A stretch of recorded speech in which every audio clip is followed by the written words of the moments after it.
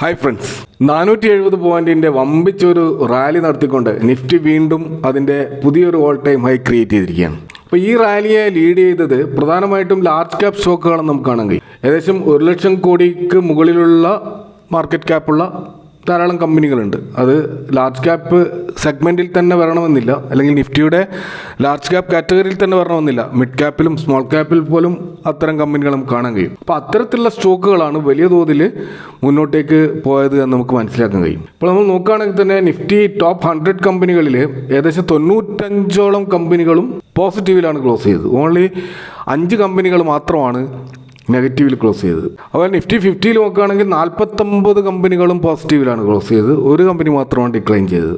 അപ്പോൾ ഇതിൽ നിന്ന് നമുക്ക് മനസ്സിലാക്കാം, ഈ മാർക്കറ്റിൻ്റെ ഈ ഒരു റീബൗണ്ട് അല്ലെങ്കിൽ തിരിച്ചു വരവിൽ എപ്പോഴും കൂടുതലായിട്ട് കോൺട്രിബ്യൂട്ട് ചെയ്യുന്നത് ലാർജ് ക്യാപ് സ്റ്റോക്കുകളാണ്. അതുകൊണ്ട് തന്നെ ലാർജ് ക്യാപ് സ്റ്റോക്കുകളിൽ വലിയ ഇൻവെസ്റ്റ്മെൻറ്റ് ഇല്ലാത്ത ഇൻവെസ്റ്റേഴ്സിനെ സംബന്ധിച്ചിടത്തോളം ഈ ഒരു റാലിയിൽ അവരുടെ പോർട്ട്ഫോളിയോയിൽ വലിയ തോതിലുള്ള ഒരു മുന്നേറ്റം നമുക്ക് കാണാൻ കഴിയില്ല. അപ്പോൾ കഴിഞ്ഞ ഒരു വർഷമായിട്ട് നിഫ്റ്റിയിൽ നടക്കുന്ന ഇത്തരം ചാഞ്ചാട്ടങ്ങൾ അത് നമ്മൾ വിവിധ ടൈം ഫ്രെയിമിൽ എടുത്താലും, ഇപ്പോൾ ഒരു മാസത്തെ ടൈം ഫ്രെയിം എടുത്താലും, അല്ലെങ്കിൽ 1 വീക്ക് ടൈം ഫ്രെയിം എടുത്താലും, ഇനി 1 ഡേ ഇന്നത്തെ ടൈം ഫ്രെയിം എടുത്താലും, അതല്ല നിങ്ങൾ 3 മന്ത്സിൻ്റെയോ 6 മന്ത്സിൻ്റെയോ 1 ഇയറിൻ്റെയോ ടൈം ഫ്രെയിം എടുത്താൽ അവിടെയൊക്കെ നമുക്ക് കാണാൻ കഴിയും നിഫ്റ്റി ഉയരുമ്പോൾ നിഫ്റ്റിയേക്കാൾ ഉയരത്തിൽ മുന്നോട്ട് പോകുന്ന ചില സ്റ്റോക്കുകൾ കാണാം.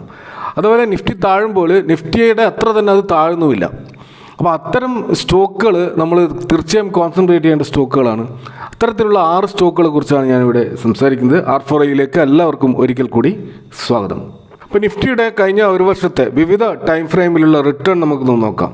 അപ്പോൾ നിഫ്റ്റി കഴിഞ്ഞ ഒരു വർഷം നൽകിയിട്ടുള്ള ഓവറോൾ റിട്ടേൺ എന്ന് പറയുന്നത് 26.99% ആണ്. ഓൾമോസ്റ്റ് 27% റിട്ടേൺ ആണ് നിഫ്റ്റി നൽകിയത്.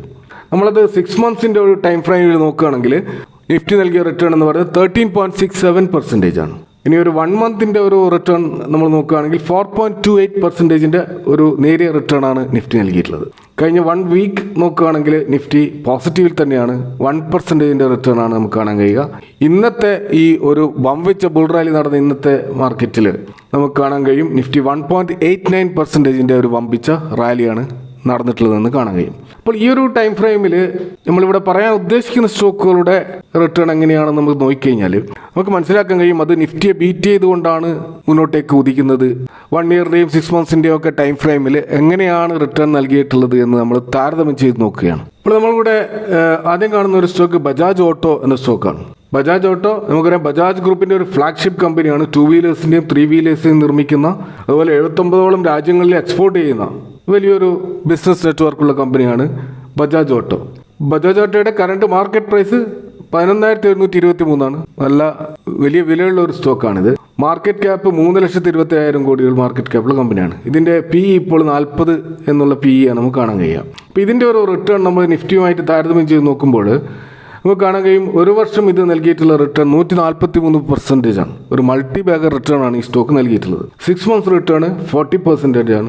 3 മന്ത്സ് റിട്ടേൺ 17% ആണ്. 1 മന്ത് റിട്ടേൺ 21% ആണ്. 1 വീക്ക് റിട്ടേൺ 7% ആണ്.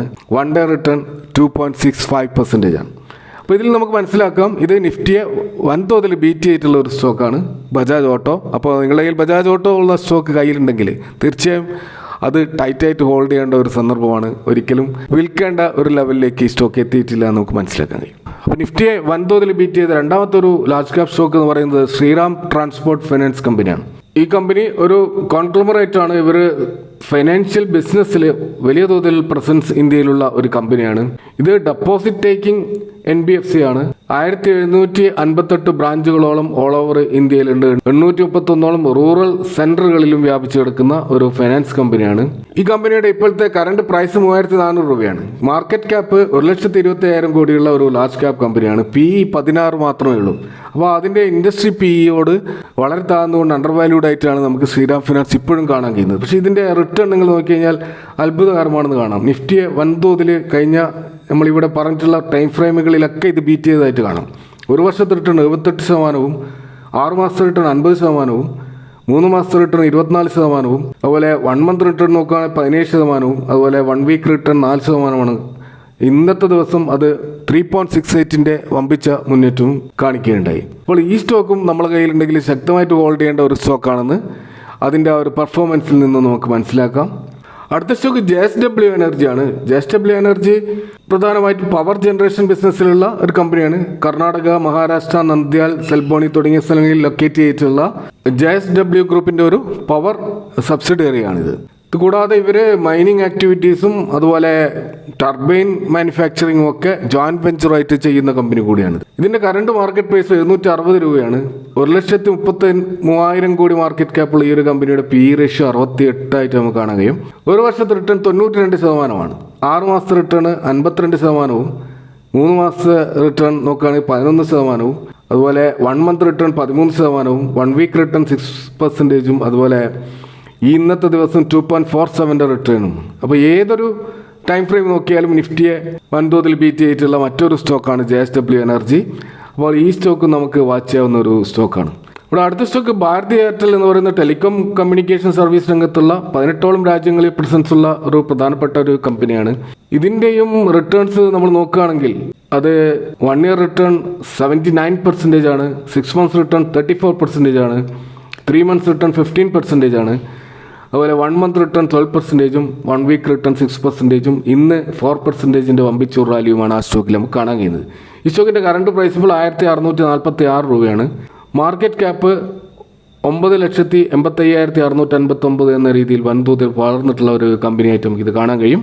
കൂടാതെ PE റേഷ്യോ നല്ല ഓവർ വാല്യൂഡ് ആയിട്ടാണ് ഇപ്പോൾ 82 എന്നുള്ള PE റേഷ്യോയിലാണ് ഇത് ട്രേഡ് ചെയ്യുന്നത്. പക്ഷേ ഈ സ്റ്റോക്കും തീർച്ചയായും നമ്മുടെ കയ്യിൽ ഹോൾഡ് ചെയ്യുന്നുണ്ടെങ്കിൽ ശക്തമായിട്ട് ഹോൾഡ് ചെയ്യേണ്ട ഒരു സ്റ്റോക്കായിട്ടാണ് നമുക്ക് ഇതിൻ്റെ റിട്ടേൺ അല്ലെങ്കിൽ ഈ ഒരു വർഷത്തെ പെർഫോമൻസ് വെച്ച് നോക്കുമ്പോൾ നിഫ്റ്റിയെ വൻതോതിൽ ബീറ്റ് ചെയ്തിട്ടുള്ള ഒരു കമ്പനിയാണ് ഇത് നമുക്ക് മനസ്സിലാക്കാൻ കഴിയും. അടുത്ത സ്റ്റോക്ക് സൊമാറ്റോ ലിമിറ്റഡ് ആണ്. ഇതിൻ്റെ കറണ്ട് മാർക്കറ്റ് പ്രൈസ് 283 രൂപയാണ്. നമുക്കറിയാം സൊമാറ്റോ ലിമിറ്റഡ് എന്ന് പറയുന്നത് ഒരു പ്ലാറ്റ്ഫോം കമ്പനിയാണ്. അവരുടെ ബ്ലിങ്കിറ്റ് എന്നുള്ള കമ്പനി അമേസിങ് പെർഫോമൻസ് ആണ് മാർക്കറ്റിൽ നടത്തിക്കൊണ്ടിരിക്കുന്നത്. ആ ബ്ലിങ്കിറ്റിൻ്റെ ആ ഒരു വരുമാനത്തിലുണ്ടായ വമ്പിച്ച വർധനവ് സൊമാറ്റോയുടെ പെർഫോമൻസിനെ നല്ല രീതിയിൽ ബൂസ്റ്റ് ചെയ്തുകൊണ്ടേയിരിക്കുകയാണ്. ഇതിൻ്റെ മാർക്കറ്റ് ക്യാപ്പ് ഇപ്പോൾ 2,50,000 മുകളിലേക്ക് എത്തിയിരിക്കുകയാണ്. പക്ഷേ PE റേഷ്യോ നോക്കുകയാണെങ്കിൽ നമ്മൾ ഒരിക്കലും ഈ സ്റ്റോക്ക് ഫ്രഷ് ബൈ നടത്തുകയില്ല. അതിൻ്റെ PE റേഷ്യോ കാണുന്നത് 416 എന്ന PE ആണ്. പക്ഷേ നിങ്ങൾ ഓൾറെഡി ഹോൾഡ് ചെയ്യുന്ന ഒരാളാണെങ്കിൽ തീർച്ചയായും ഈ സ്റ്റോക്ക് വിൽക്കേണ്ട സമയമായിട്ടില്ല. അത്രമാത്രം പെർഫോമൻസ് ആണ് അത് നിഫ്റ്റിയുമായിട്ട് കമ്പയർ ചെയ്യുമ്പോൾ നമുക്ക് കാണാൻ കഴിയുന്നത്. ഇപ്പോൾ 1 ഇയർ റിട്ടേൺ നോക്കുകയാണെങ്കിൽ 189%, അതൊരു മൾട്ടി ബാഗർ റിട്ടേൺ നൽകിയതായിട്ട് നമുക്ക് കാണാൻ കഴിയും.